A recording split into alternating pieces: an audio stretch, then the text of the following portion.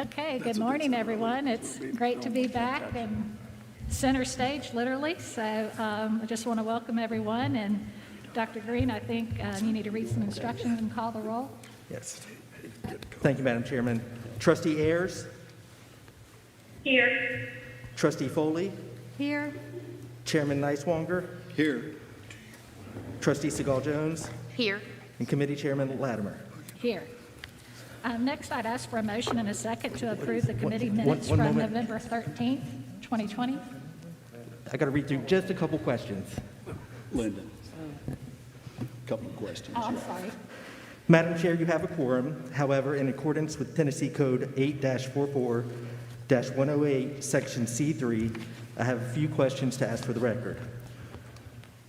Trustee Ayers, first, are you able to clearly hear us so that you can participate in this meeting? I can. Members of the board present in the room, are you able to hear Trustee Ayers? Yes. Trustee Ayers, for the record, can you please identify any persons present in the room with you from which you are participating in this meeting? I'm alone. Please let the record note that the following trustees are also participating in this committee meeting. Trustee DiCarlo, Trustee Grisham is participating remotely, Trustee Ramsey, and Trustee Wolf. Finally, please note that because trustees are participating remotely, all votes must be taken by roll call. Thank you. Next, I would ask for a motion and a second to approve committee minutes from the November 13th, 2020 meeting. I so move. Second? Okay, any discussion? Dr. Green, could you please take a roll? Trustee Ayers, Aye. Trustee Foley, Aye. Chairman Niswonger, Aye. Trustee Segal-Jones, Aye. and Committee Chair Latimer. Aye. Moving on to the action items, Dr. Bishop is going to discuss the approval of the new academic proposal for the Doctorate in Occupational Therapy.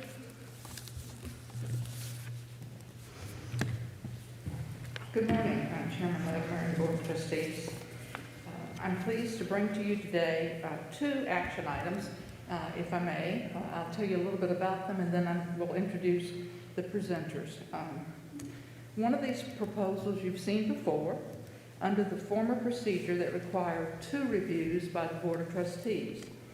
In fact, when the doctoral program in occupational therapy was first presented to you in April of 2019, as a letter of notification to plan this program, there was significant discussion about the process was too long, and you charged the then Provost Bach and others to look at how the process could be shortened. Well, we've been able to address that. Excuse me. The process is questioned this year by working with both the Tennessee Higher Education Commission and benchmarking with other locally governed institutions across the state. Instead of presenting new academic programs to you twice, once as a letter of notification to obtain approval to plan the program, and again as a final full proposal to go before the THAC for final approval, we will now be presenting you with a program. This is hand sanitizer, not water.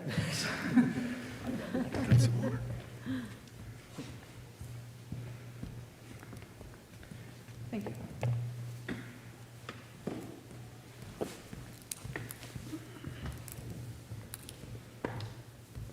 No, just figured out how to do this just a minute.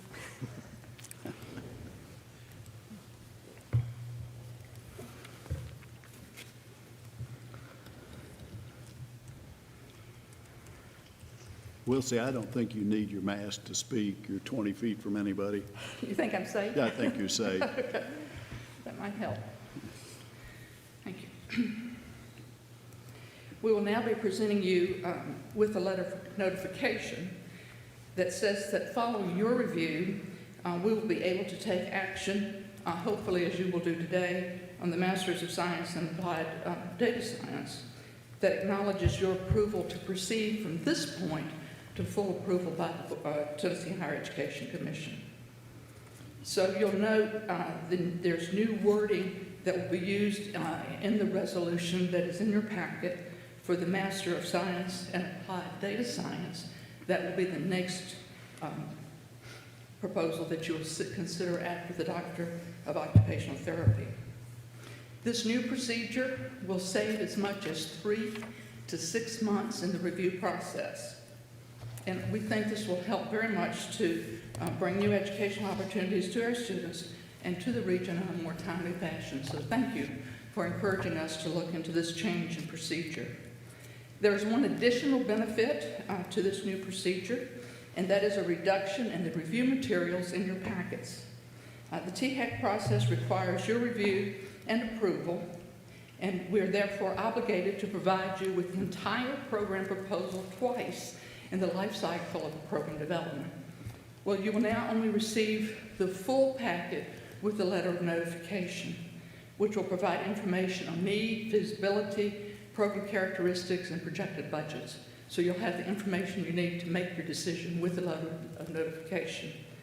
And then we have one program today, the Doctorate in Occupational Therapy, that was going through the old process. So you did receive the full packet today. But in the future, we have one more program that's gone through the old process, and that's the Master of Fine Arts in Digital Media.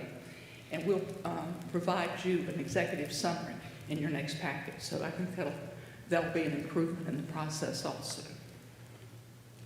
So the new process is, at the letter of notification, we will be asking the board for review and authorization to move forward with the program proposal and work with THAC through the interviewing with external consultants. We refine the program, and then we take it to THAC for final approval, with your approval being granted to proceed with the first letter of notification. This morning you have 2 agenda items. One is the doctoral degree in occupational therapy, and Dr. Don Samples, who is the Dean of the College of Clinical and Rehabilitative Health Sciences, will present that NAP, or the full proposal, to you in an executive summary form. And following that, Dr. Sharon McGee, Dean of the College of Graduate and Continuing Studies, will present the letter of notification under the new procedure for the Master of Science and Applied Data Science for your review and approval to proceed through the appropriate steps to THAC for final approval. So are there any questions for me before I step away and let Dr. Samples, and then subsequently, upon Dr. Latimer's call, Dr. McGee to present the proposals? No, thanks for streamlining, though. Thank you. And thank you for the tolerance.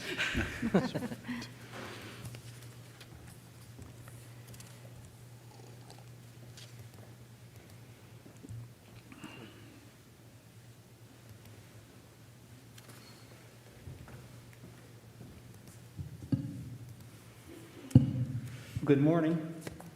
Again, I'm Don Samples, the Dean of the College of Clinical and Rehabilitative Health Sciences here at the university. We're very excited to be here this morning to talk to you about a process that we've been working on now for a little over 2 years, and that's a doctoral degree in occupational therapy. The faculty have worked very diligently in developing a curriculum and addressing accreditation issues in the hopes that we will have this program effective next summer, the summer of '22. So why do we want to start a doctoral program in occupational therapy here at East Tennessee State University? It's interesting to know that the occupational therapy profession's mission and goals line very appropriately with the university's missions and goals. By improving the quality of life, this program would improve the quality of life of the citizens of this region and the greater Appalachian area. This program will also add to the diverse academic portfolio in the health sciences here at ETSU. And also, it'll broaden the comprehensive nature of the rehab educational offerings at ETSU within my particular college. This program also aligns very well with the state master plan by having the ability to increase the educational attainment levels of the citizens of this region. It will have a positive impact on the quality of care delivered to the citizens of this region and Appalachian. And one thing I'm particularly interested in is the curriculum, if you had an opportunity to look at it, has fully embraced and implemented interprofessional education activities into the curriculum to provide these graduates with a more diverse understanding of the healthcare. We'll talk more about that here in a couple of minutes. This program, like our other programs in the college, will seek national accreditation through ACOTE, which is the Accreditation Council of Occupational Therapy Education. This group, this governing body, is responsible for making sure that the educational quality is there and effectiveness by looking at our outcomes. And we are already actively pursuing the initial application process for accreditation through ACOTE. We'll submit that document pending your approval today. We'll do that this spring. There we go. Demand for this profession is very, very good. In our catchment area of Tennessee, Kentucky, North Carolina, and Virginia, you'll see about a 31.9% projected employment growth of this profession up into the year 2026. The national projections of this profession also is very well. It outpaces the employment projections for most professions, even the professions in healthcare. You can see the occupational therapy projections through 29 is projected to grow at a rate of 16%. Other healthcare professions, approximately 10%, and then total occupations across the country is 4%. So we're excited these graduates will be in high demand and be able to travel all across the country to seek employment. Employment opportunities or demands for this profession in the state of Tennessee is also very high, with a 24% growth projection in Tennessee through 2025. One particular interest is the occupational therapy profession is underrepresented in this region, so we'll have an opportunity to address those concerns, as well as address the aging population, the types of care that the occupational therapy can deliver to patients that are aging in this particular region as well. The actual degree itself is 3 academic years. So we would start, if approved, we would start a program or a cohort of students every summer. It would last for 8 semesters. I think they're off between the first and second year that summer. We give them the summer off, but other than that, they're here every semester. It is a very interdisciplinary curriculum that we've developed for this program. The interesting thing is this program will have not only occupational therapy students in the classroom, but they'll also have physical therapy students in there, and also an additional program that we're proposing, the orthotics and prosthetics program that we're working on that's coming up through the system. All three of those students will be in the same classroom, in the same labs, in the same clinical setting, learning, practicing together, and that will, without question, improve the quality of these graduates moving forward. So it's going to give them a big advantage as far as their ability to practice. This academic curricular proposal is 105 credit hours per student.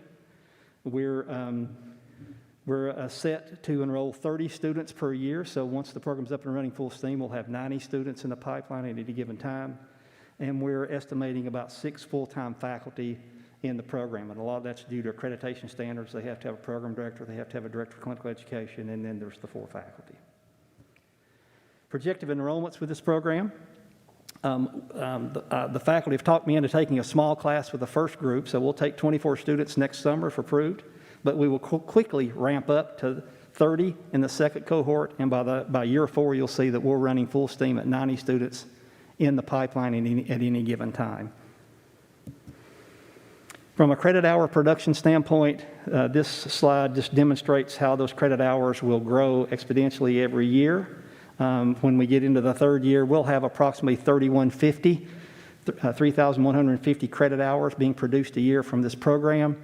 The significance of that is these are graduate level credits, and the revenue that we'll generate from that will help us cover our cost. This program will be housed in the Department of Rehab Sciences within the college. Also in that department, so their colleagues in the department will be the physical therapy program. That's a doctoral level program. Nutrition, we have an undergraduate and graduate level program in nutrition. We have a brand new undergraduate degree in rehab science that this board approved about 3 years ago that's growing by leaps and bounds. And then our proposed occupational therapy program, and then hopefully we'll be back in front of you soon talking about the orthotics and prosthetics as well. So we're very happy to be able to grow this department in this perspective. We think that this department will have a real strong presence in the rehab professions, not only locally but nationally. So we're very excited about that as well. Cost and revenue projections for this program. We've been planning to be in front of you for several years now. So we've been very diligent in asking permission for carryover and putting money in contingency funds for several years now. So we will use institutional reallocations from the college to cover our costs this year in planning, and then the first 2 years that the program gets up and running. But by the third year, the program's revenue that it generates from tuition will far exceed the cost that's associated with the program. We currently don't have any grants or private funds or anything like that to support this program, but we are looking. And last but not least, I wanted to share with you where this facility or the program will be located. We have obtained space in Building 2 on the VA campus. Building 2 is where the current physical therapy program is located, on the second floor.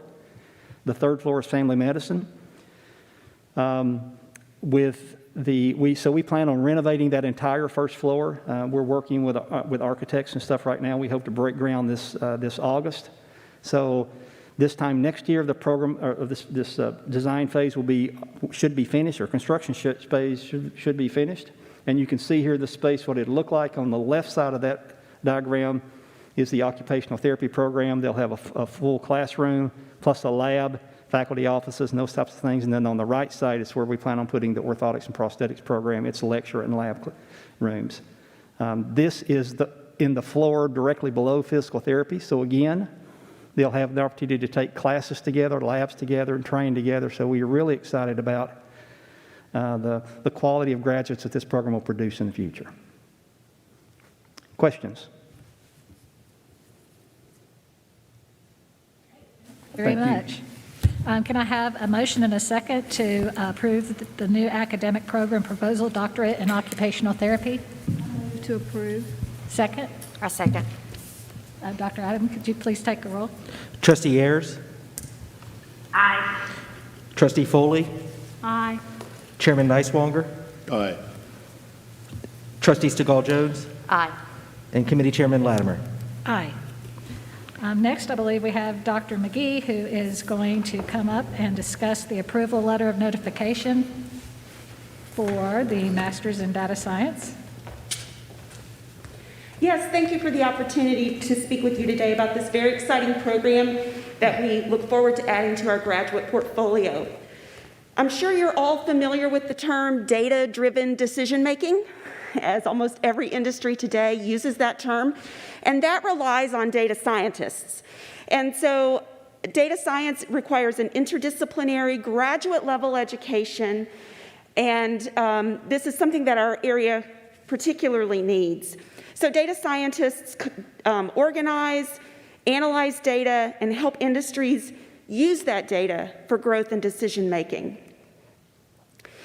The market for data scientists is robust, and we know that by 2026, we're looking at a little over 11 million predicted jobs in data science. One of the interesting things, even with the sort of employment blip we've seen as a result of the pandemic, that is not really affecting the job market for data scientists because they're still needed, in fact, perhaps more.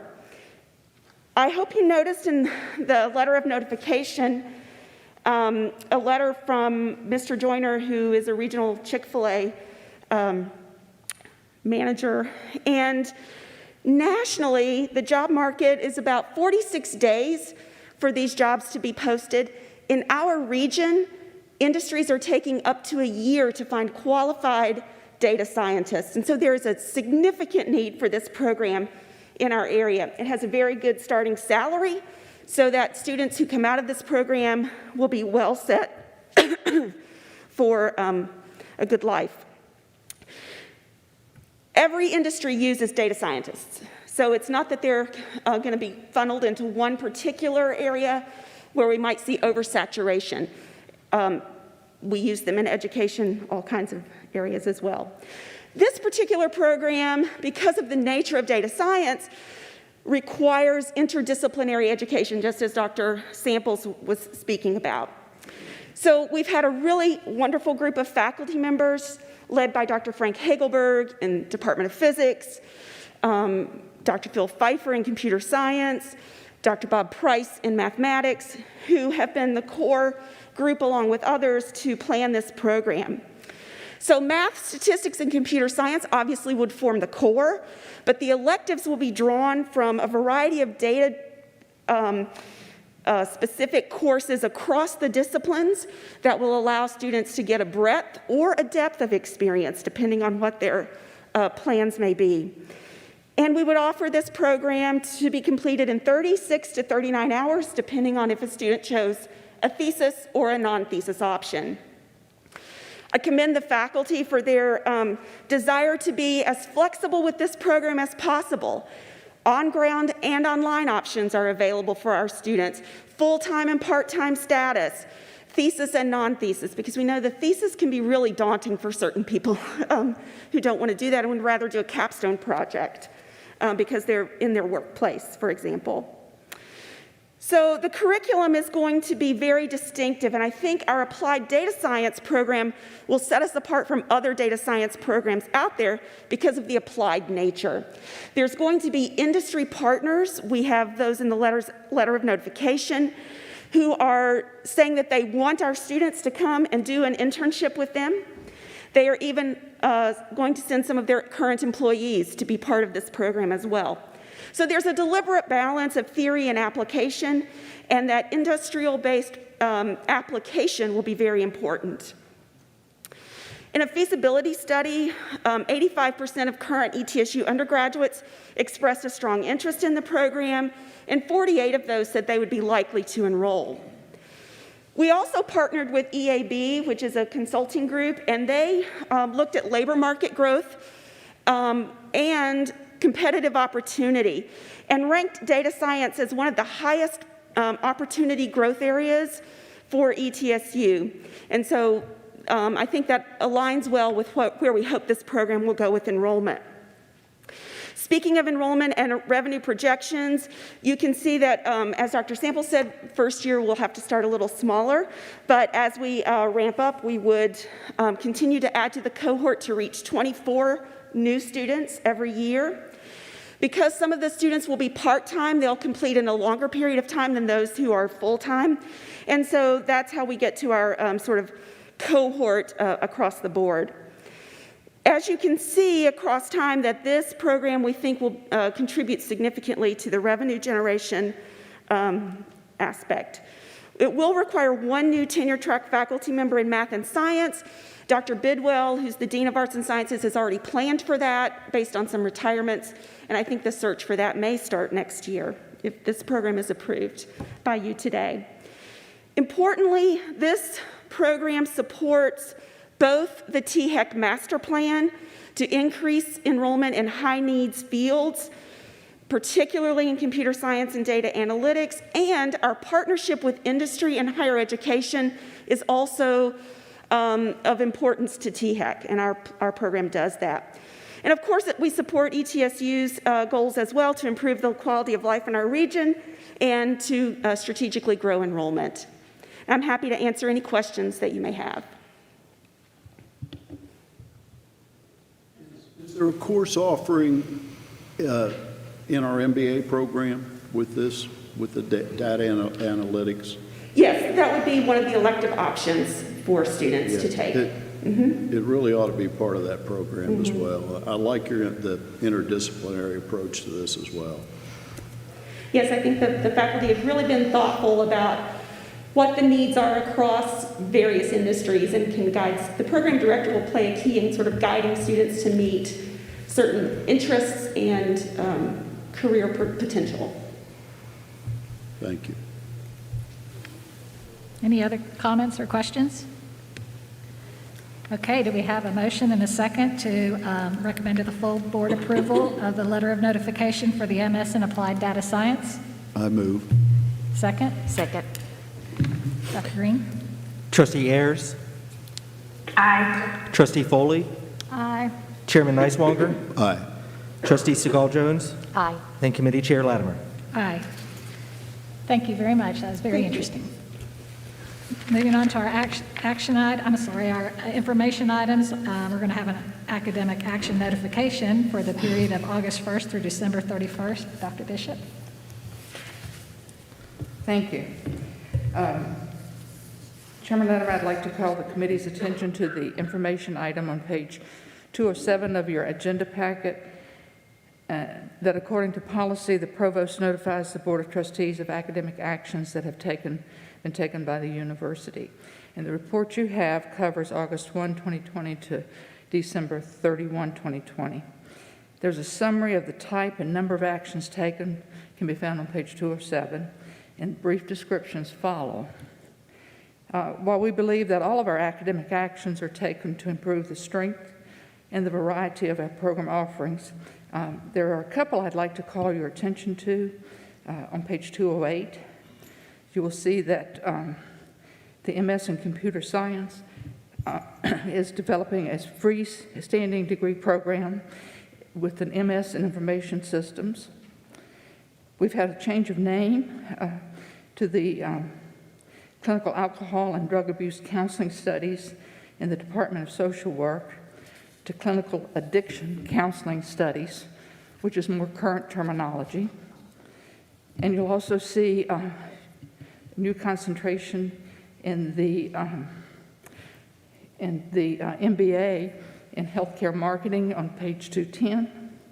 And the Accelerated MBA program has added 3 new very popular concentrations, one in cybersecurity management, one in business analytics, as has been noted, and one in healthcare marketing.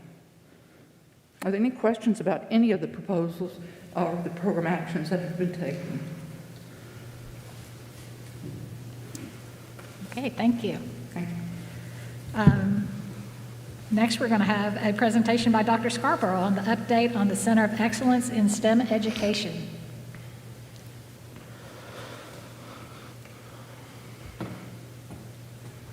Good morning to your Latimer Board of Trustees. I'm very happy to be here today to provide an update on our newly renamed Center of Excellence in STEM Education.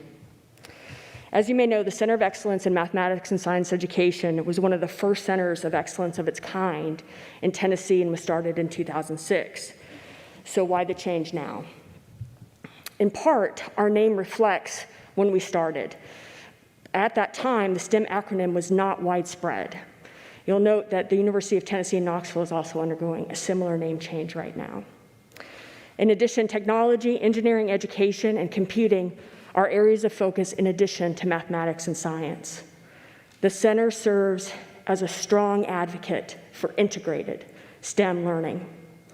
We've also taken the opportunity to add the College of Business and Technology to the existing collaboration between Clemmer College and the College of Arts and Sciences.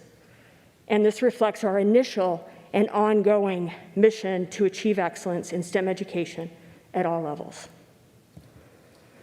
This also fits with Tennessee STEM projects, Tennessee has a focus on integrated STEM education as promoted via the Tennessee Department of Education Strategic STEM Plan. And you can see some examples there, including the Northeast Tennessee STEM Hub, funded by Battelle, which is housed in the center, as well as Clemmer College offering STEM courses at the college level and a graduate certificate in STEM K-12 education. In addition, the new Tennessee science standards are strongly influenced by the next generation science standards and have the key STEM ideas of engineering design and scientific inquiry embedded at all grades. The state also has STEM school designation processes in place and has adopted the motto of STEM for all. And before we look ahead, I want to take just a moment to look at our history. Jack Roten served as the founding director until 2014, and Dr. Anat Godbole has served as the director since that time. During that time period, we had over $11 million secured in grants and have served over 750 teachers, 40,000 students, and 70 schools have been impacted. Currently and ongoing, we will continue with our Eastman Mathletes and Science Leets, the Tennessee STEM Innovation Network that funds professional development for teachers each year, the inclusion-focused NSF research experiences for undergrads in partnership with the University of Puerto Rico that Dr. Godbole oversees, and our Governor School for Integration of Biology and Statistics, which serves 30 students a year and is the only Governor School offering 7 credits and running for 5 weeks, made possible in part through ETSU tuition support. And we stay current. In 2020, we focused on virology and COVID-19 data sets. We also continue with major state U.S. Department of Education funding, with Dr. Tai serving as a PI for these grants. And Dr. Tai is an amazing collaborator, working with educators and current teachers across the region. As we look ahead, we are looking to establish Synthetic Biology Governor School in 2022 to focus on synthetic biology. Dr. Tai will seek major U.S. Department of Education funding, seek NSF funding in the area of computer science for all, resubmit an improved NSF Improving Undergraduate STEM Education proposal, build on some of our excellent graduate assistants' work on materials under the theme of epidemiology as a STEM education field, which we'll actually be putting into practice in our partnership with the Niswonger Foundation on its $8 million Department of Education grant by engaging teacher training in epidemiology and open source computer languages and statistics, as well as any other opportunities that we have. In addition to some of these Center of Excellence in STEM education initiatives, Clemmer College is also part of an emerging collaboration with College of Arts and Sciences, College of Business and Technology, the Niswonger Foundation, StreamWorks, and the ETSU Research Corporation, and other entities to coordinate efforts around P20 initiatives with STEM education as well as workforce development in our region. And we've met once and look forward to further future opportunities. Of course, Clemmer College has a main focus in STEM education by impacting the education of our youth pre-K through 12th grade. We provide professional development for current teachers as they continue to keep up with emerging information and skills in the field, while at the same time preparing the next generation of educators through our educator preparation programs. STEM education continues to be a high-need endorsement area in Tennessee as well as across the country. And just this past Wednesday, we had several faculty members representing early childhood, elementary, secondary, and special education meet with Dr. Natalie Kuldell around her BioBuilders, as we examine the possibilities of teaching synthetic biology as an integrated STEM process to our educator prep programs and hopefully to more schools in our region. Not to mention, if you could have been in the room and see and witnessed the research ideas that were generated at that time. Our desire is to contribute to a comprehensive, coordinated vision of STEM education and economic development so that we are combining our efforts and working toward common goals and objectives. Thank you for your time. Well, I, for one, am super excited about what you're doing with the integration and the collaboration. You know, when I came on this board, I never understood how the colleges kind of had to stay in their certain silos for reasons. And we all know times have changed and we're all having to figure out ways to navigate. And this is just a tremendous step. Thank you so much. And I would thank these people also that you see on the screen before you for that work as well. Any other comments? Madam Chair, if I may, I just would like to thank faculty from across the campus for the work that they've done to move in this direction.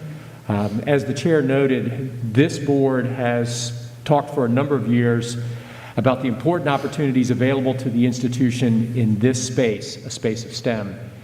And we felt it was important for the board to hear today the work that the faculty, staff, and our leadership has been engaged in to bring the campus closer to some of the visions and aspirations that have been established by the board. So thank you for your comments to the Dean, and I just wanted to say thank you to the Dean and to her colleagues for the work that they've done over the course of the past year. Thank you.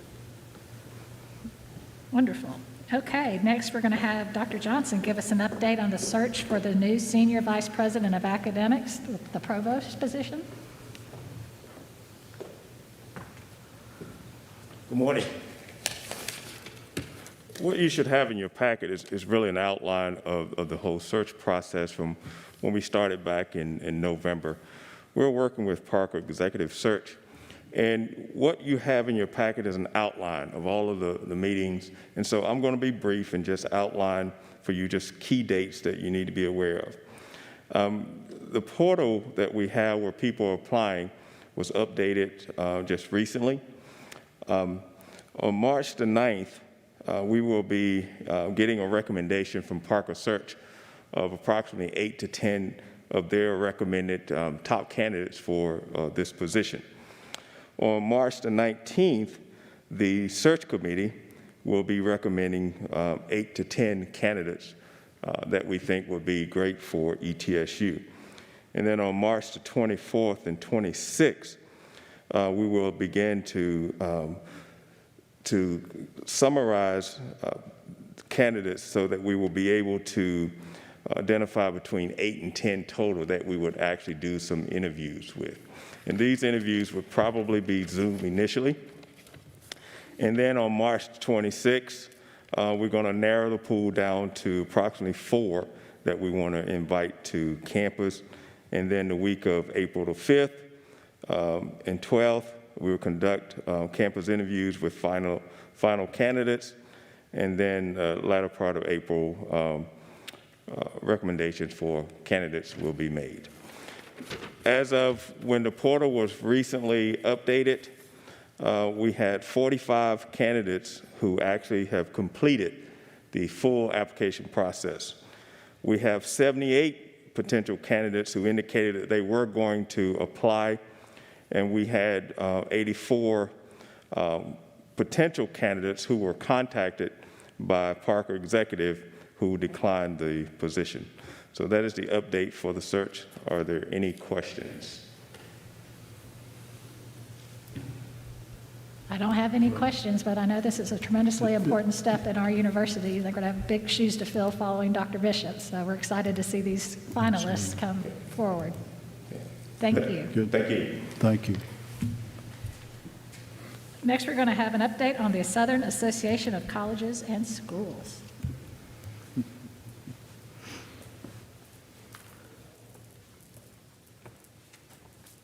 Good morning, and thank you for allowing me to come before you and give just a quick overview of the process and timeline that we'll follow for our SAC-COC accreditation. As you may know, it is a federal requirement that all SAC-COC accredited institutions undergo a reaffirmation every 10 years. We last did this in 2013, although we've had some pretty significant visits since that time with our governance change in 2016 and our 5th year report in 2018.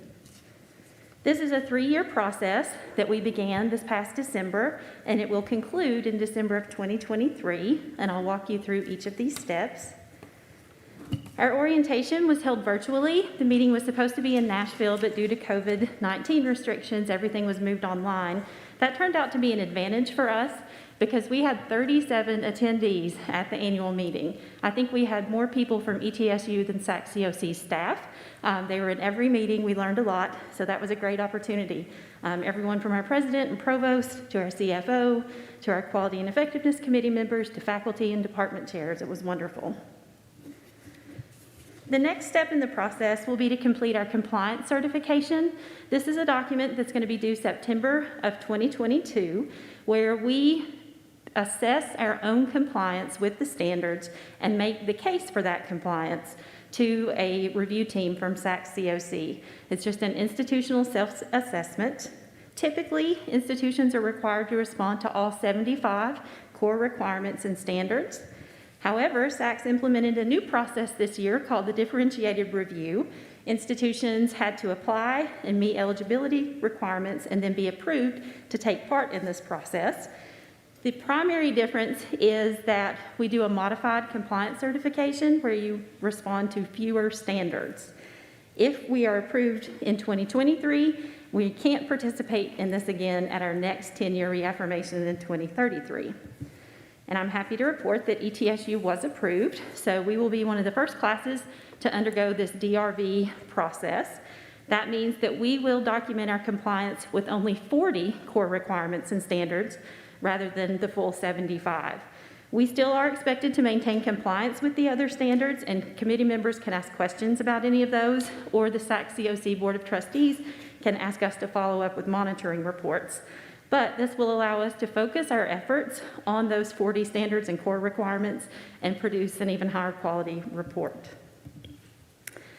The standards that we have to respond to are listed. I won't read those off to you, but they cover everything from governance to faculty to policies to student life. There's a few more there. The next step in the process, we will take this document, I used to say paper document, but everything's electronic these days, and send that to an off-site reaffirmation team to review.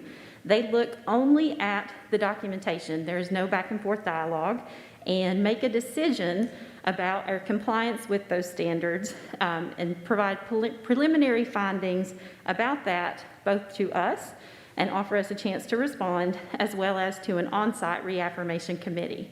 This will take place in November of 2022. We also have to submit a quality enhancement plan. This is a 5-year initiative that's designed to improve student learning and/or student success. That will be due in February to SACS COC. As an example of one way we might approach this, we've already identified some needs that we're going to address through a THEC process with quality assurance funding. So we may choose to use some of these same issues and standards to respond to in our QEP. The next step in the process, and certainly the most public one, is the on-site reaffirmation review. So we'll have a team of 9 to 10 evaluators come to our campus, hopefully by that time in April of 2023, talk with our faculty and staff and even students. And their goal is to finalize any issues that came up in the off-site. They'll look at our core requirements and standard responses again. This group will also evaluate our QEP and provide consultation regarding the issues that we addressed there. They'll produce a written report as well. We're allowed to respond to that should there be any compliance concerns, and all of that information will go to the SACS COC Board of Trustees for their review through committees and executive council, but ultimately leading to a decision announced at the December 2023 annual meeting. I provided some resources if you'd like more information. It's all in these links, and I'm happy to answer any questions you have. I don't think we have any questions. Good luck. It's a lot to cover. Thank you. Thank you. Madam Chair, if I could just one comment for the board. I know that December of 2023 seems like an eternity from now, but the back mapping of activity that will occur across this campus between now and then to ensure that we remain in compliance with SACS is comprehensive. The last time the institution went through a SACS review, we were under the governance auspices of the Board of Regents. So this is a first for this board, and we wanted to give you early visibility of the depth and breadth of work that will occur to ensure that we remain compliant. Our receipt of federal funding, federal financial aid, and a broad range of other elements are associated with this criteria. For those of you who've been on boards of other institutions, you know that quite frequently boards find themselves in challenges with SACS, which has significant financial repercussions, and we're wanting to give you an early glimpse to let you know the importance of this and the serious manner in which we as a staff are taking it as we begin the preparations. And Dr. Clavier is doing an outstanding job. Thank you. Now, Dr. Linville is going to give us an update and discussion on the ballot coordinating council.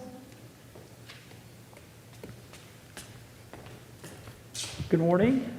Thank you, Madam Chair. It's great to be with you all again this morning, and happy to provide you a brief update on how things are going with our partner Ballad in terms of our MOU structure, the coordinating council and subcouncil. So since we last were together in November, the coordinating council was not scheduled to meet, and so we have not met as a group. But of course, that does not mean that our work with Ballad doesn't continue in earnest. So some of the subcommittees have been meeting continuously. Of course, those are in the areas of education, research, and our clinical services. And as you can imagine, a lot of our work this year is focused on how we respond as partners in light of the pandemic. So COVID obviously is dictating lots of issues that we have to deal with in terms of our current situation. We've worked closely with Ballad to ensure that we have and maintained academic continuity for our learners. So despite the fact that Ballad, as you probably saw in the media, had significant numbers of patients in the hospital, we were not limiting our ability to rotate students through the hospital depending on the program. So that's been a great success for us. Now that vaccines are becoming available in the community, we're thrilled to have our nursing students and our pharmacy students participating with Ballad, providing vaccinations in the community. Work continues with the Center for Rural Health Research and Strong Brain Institute. I know later today at the board meeting you'll receive an update from the College of Public Health, and Dr. Wyckoff will be able to give you some more details about the Center for Rural Health Research. But we're very excited about the prospects there in terms of our research enterprise.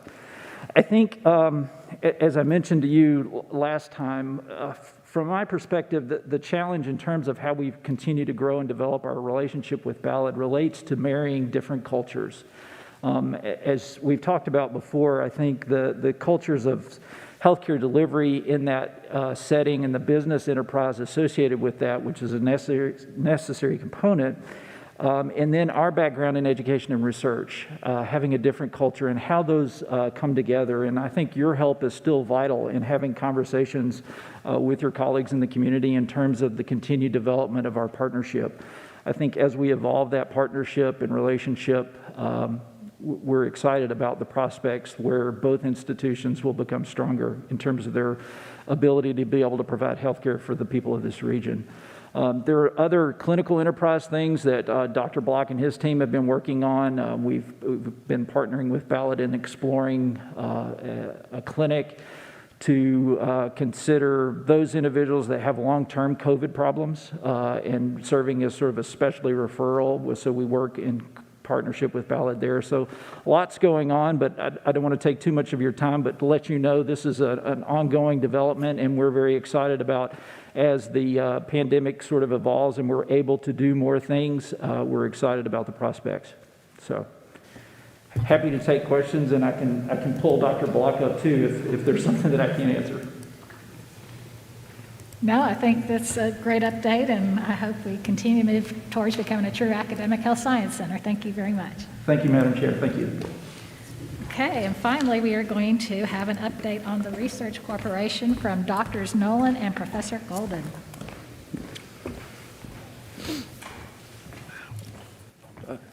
Madam Chair, members of the board, good morning.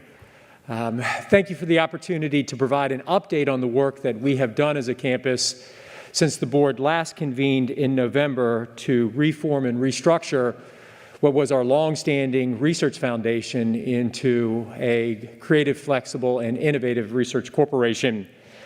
When we met in November as a board, I mentioned that the Research Foundation Board would meet in December, and at that December meeting, they would take action on revision to the bylaws, the structure, the board composition, staffing, as well as vision for that entity. That board did meet on December 17th, and during that meeting, those actions were undertaken. The bylaws of the board were reconstituted. The membership of the board from a structural perspective and a competency perspective was outlined. Over the course of the next few months, the new president and CEO of the Research Corporation will begin working to round out that board to fill the competencies. But most importantly, that individual will begin to shape a vision to deepen a culture of research at the university.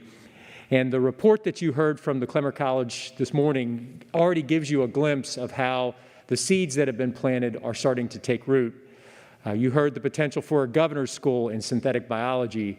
You heard partnerships with MIT and others. So a lot has occurred in a very short period of time. And I would like to cede the time that I have this morning to Professor David Golden, who is the president and CEO of the Research Corporation, who'll give you an update on his activities as well as future direction for the corporation. So I'll turn it over to Professor Golden.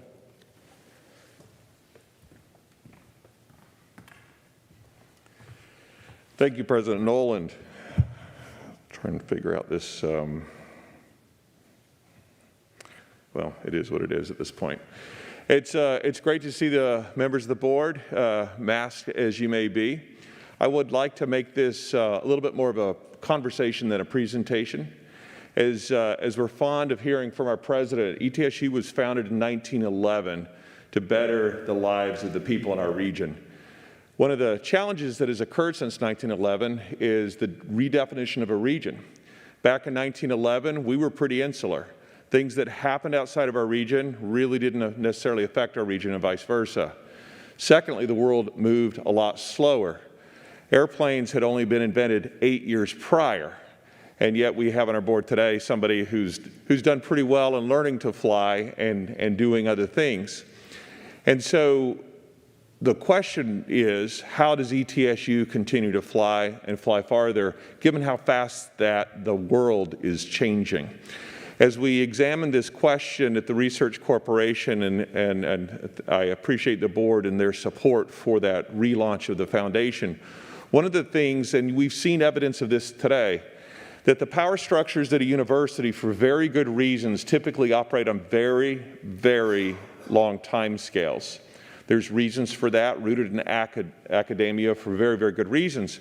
But how do we marry the fact that a university runs at that time scale with the fact that the world is not only changing faster, but beginning to select winners and losers based on how fast you can run?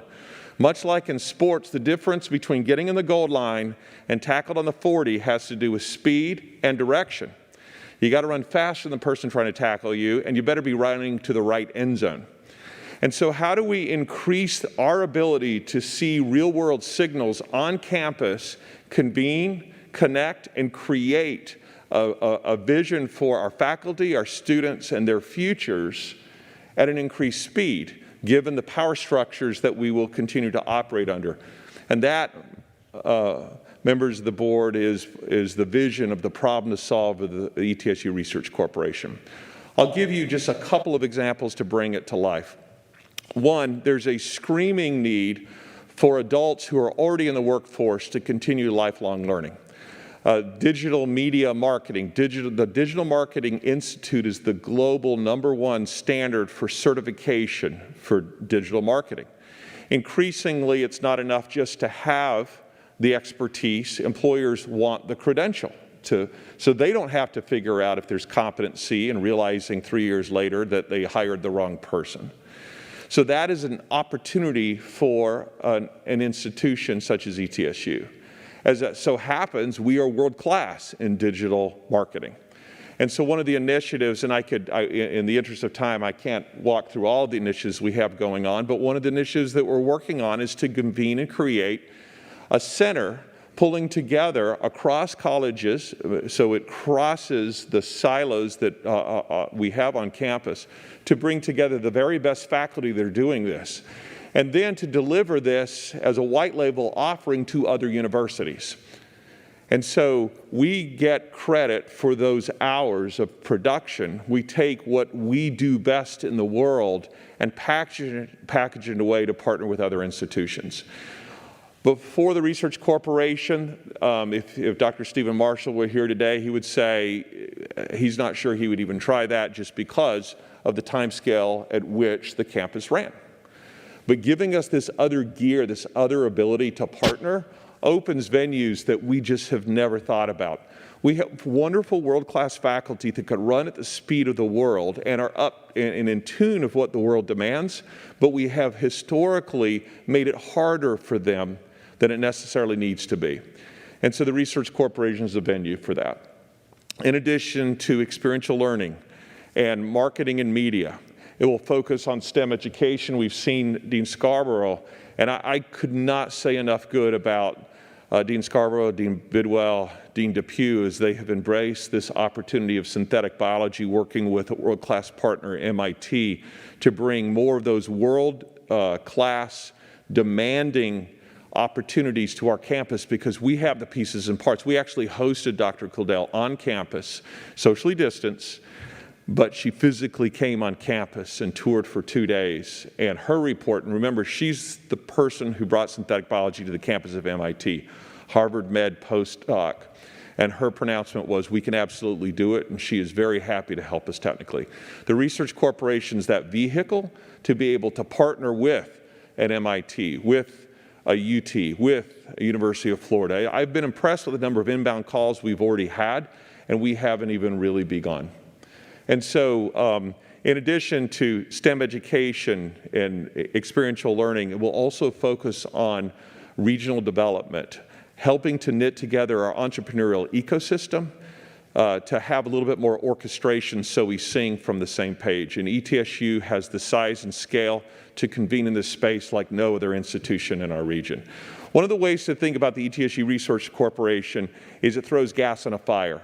You find that entrepreneurial student or faculty member and that great idea, and you say, you know what? Let us help you. Let us shine a light on what you do. Let us be a beacon to others to come, and let us throw fuel on this fire to help this thing take off. So if you've detected a little bit of enthusiasm in my voice, it's because I believe so strongly in the potential of this university to rise up 110 years after its founding and better not only the lives of the people in the region, but around the world.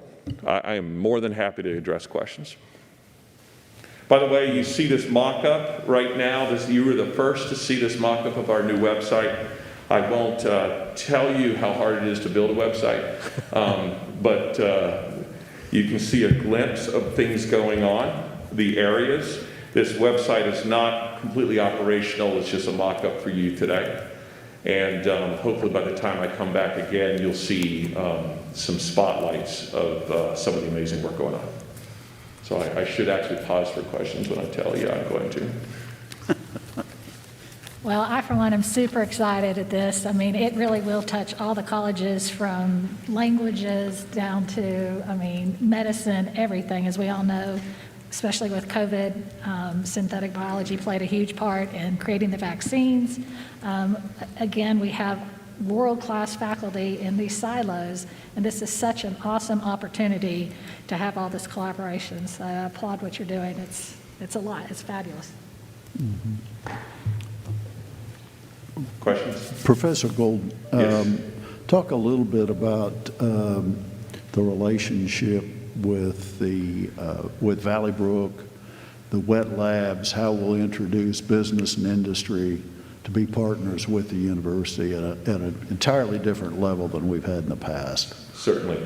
As the board may be aware, ETSU has a Valley Brook campus. It's 140 acres, 100,000 square foot building, 70,000 square feet of conference rooms and wet labs, and offices, 30,000 of some really high quality conditioned warehouse type space. To have 32 wet labs in today's environment with a major university willing to partner with you is an incredible regional asset. And we have just not quite yet figured out how to market that. I had dinner not too long ago with the chair of an economic development group in another region. I was explaining Valley Brook, and he got this look of incredulity, an incredulous look in his face, and he said, David, I've got 4 companies right now that would kill to be in that space. If you look at Kendall Square in Cambridge, Massachusetts, there's this thing called Lab Central, which is a partnership it's a public-private partnership, MIT, a lot of their scientists, Harvard, and if you can think of a health sciences company, you'll see their logo there. Some of us actually toured there in December of 2019. That's also a 100,000 square foot facility with 32 wet labs. There is no reason why we can't replicate something, not just replicate here, but create a competitive advantage of showing that we can do world-class things in a rural environment. For MIT or Harvard to partner with one more entity in Cambridge, Massachusetts, that's not going to change the world as much as it will change the world for one of them to partner with us in a rural environment, and because half our country's rural. We need to crack the rural code and show that we know how to do it and become a stage for others to come and learn. I pressure tested that value proposition with a variety of people over the last 2 months in fairly significant organizations, and I've been overwhelmed with the response. It went from intriguing to the end of this conversation. I just had this with somebody who's the chair of a very large national consortium on research. And at the end, she said, David, I cannot wait for COVID to be over so I can come to ETSU and visit the campus. And this is a person who had no relationship with our university. She saw my LinkedIn status changed. I've known her for a long time. She was intrigued about what we were doing, called 2 hours Zoom call later, and she wants another Zoom call.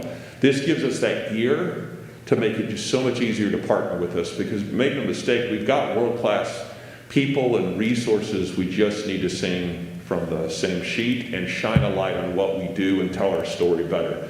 We have a deep degree of humility at this university, and it sometimes gets in our way because we're too afraid to get in the spotlight and brag about what we're world-class about, which is another thing we'll be working on. Talk just a little bit about the relationship with perhaps grad students, intellectual property rights, experiential learing that these students will, many of them have for the first time. Hey, great, thanks for the question. One of the challenges I'm teaching a couple of classes this semester. One of the challenges is if you're not careful, you use the same lecture notes and PowerPoints that you did last year, which turned out to be the ones that you used the year before and the year before that. I don't have that problem because I'm creating everything new this year, but I can already see the temptation. What experiential learning does is always ensures that that student has the most up-to-date educational experience, because they are immersed in the classroom of the world and they get exposed to real-world problems using the techniques and theories that they've just learned in class. So it's this great opportunity where you have one foot in the classroom, one foot in the real world. And one of the things the Research Corporation is already doing is being a funnel for those real-world experiential opportunities from outside of this world, outside of this campus, to bring. One of the things, for instance, that Stephen Marshall's using his capstone digital media marketing course, partnering with the Marine Advanced Technology and Education, which is the leading global platform for underwater robotics. And they're the ones that Stephen's class is partnering with them on a complete redesign of their brand and go-to-market strategy. I mean, to have that on your resume as you're interviewing, with one of you, and just say, yeah, this is what I did, and yeah, I can pull up the website and show what I did. And then on top of that, it gives students opportunity not just to build a portfolio that follows them, but also invent things. Because as you get real-world problems and real-world solutions, intellectual property is thrown off, and you have that ability to get patents. One of the things we're doing is shining a light on the entrepreneurial efforts of our faculty and students, and make it easier if you come as a freshman to ETSU with a great idea for a business, make it a lot easier for you to find the resources necessary to pull a business plan together and launch. It's one of the places where we've done some things, but you're going to see 2 orders of magnitude improvement there. So, in an interdisciplinary way, startups will be possible for both students and faculty that you and your staff would see through to commercialization. That's correct. Right now, I don't know of a single real-world problem that's simply a math problem or an English problem or a social science problem. They're messy, complex, interdisciplinary things, and yet we teach in silos. So one of the nice things about a research corporation is we can pull professors in from across college campuses and have them focus in areas of focus. And so if a student has a question, or maybe an outside entity wants to partner with ETSU, but they can't navigate our campus, we're a one-stop shop. Mm-hmm. Okay. And I know we're running short on time, but public-private partnerships, and we're always talking about the unemployment crisis, especially with COVID going into it. I assume that this is going to, you can go to anyone that needs advanced materials or anything and help them partner with us. Yes, one of the things we'll be working on is an inventory of current intellectual capital on the campus, just to make it easier for if someone comes to us and says, yeah, we've seen your inventory, we're interested in this. But beyond just the IP portfolio, when you look at digital marketing, when you look at analytics, when you look at some of the things you've approved and are in the hopper, every business needs that. And so this will be an opportunity to marry those business opportunities, and not just large companies. Small business is the backbone of America, and historically has been under-focused, particularly in rural America. So this is an opportunity to actually get in more. When we think of public-private partnerships, we often think of large institutions. I think in rural America, part of the code we're cracking is to do it with quote, smaller institutions. You mentioned to me one time using grad students to put together a list of business and industry that are right here that could be helping each other by providing each other business. Is that something that you have taken on or will take on? That is. In fact, if we could pull the website up again, you can see this flashing icon, this beacon, as it were. And so that's our code name for that is Project Beacon, is for us to be a place where businesses, ETSU is this great convening partner. We can cross state lines, and we're Switzerland.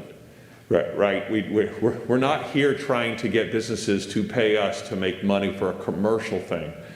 We're hoping to convene businesses to understand common issues that we can help deliver solutions. Now, if a business is so excited because of what we've done that they want to help invest in the future, yeah, absolutely, we can put their donations to work that will have a huge benefit to them in our region as far as a return on investment. But that beacon call is on. If you want to partner with ETSU, and we can have varying definitions of partnership, it can be something as simple as being in our network. So when we come up with an innovation that we think is relevant to all businesses in our region, you're the first to know. And it can be more complex than that. It can be in our hopper to maybe have an MBA team assigned to you, have a marketing makeover as part of a class project. There's probably a synthetic biology problem they have that they don't know of, that we could have grad students focus on that and deliver real world solutions. Chairman Niswonger, as you know, we're not the first to pioneer partnerships between universities and local business to help drive regional prosperity. Other institutions have done this. Our goal is to do it at an accelerated pace here. Because it's lacking. Any other comments? Thank you so much. David, this is Janet Ayers. Hey. I was hoping to see you in person. I am out of town, and for optic reasons, I don't think I need to have sunshine in my background. But that being said, I'm very interested, especially when you talk about the rural space. I am going to be in town next week.